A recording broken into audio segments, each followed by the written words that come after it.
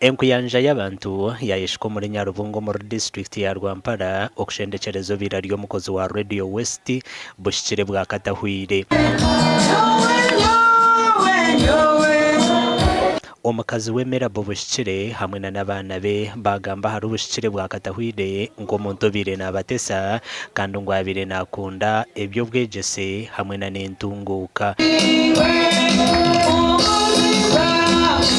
Wowe ushitera hura antesa mwene banamwe mbagambire ki mbasa kugira kuni nyesimra wokahira wo kumanya iyo gogambe kintu kandi buri umwe nakimanya akakiro bushobozi so na ishanga ryo mushomesa w'orujungu abo kubadada kana kundo rujungu he loved education kuyizura mu gihe cyanga yashanga tamu abantu bakabatakunda kushomesa konka babuza abantu hati nabo bineza degree omakagabo umubiri gwo ukindwirwaho ukurwara akazarwa umuhango yakora umuhango yashomwa umuhango yashwera umuhango yakorera ibyona umuhango mwene ndwara niye tubizeho ahabuhango.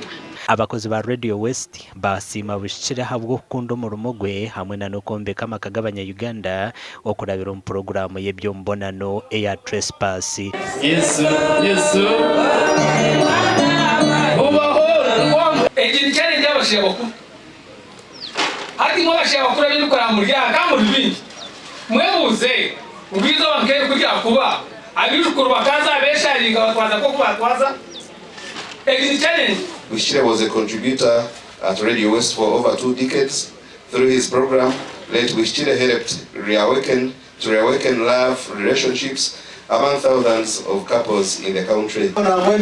Radio West and TV West nienda kwebaza Dickson abo kumanya contribution yentunguka eyo mugurusoga twire nakora ukuntu ko kurwano kurunji ko kwiruka warebe inyuma warebe urukururwe ureba mukobuzima abenarwano kurwano kurunji ukururete tukukombantu.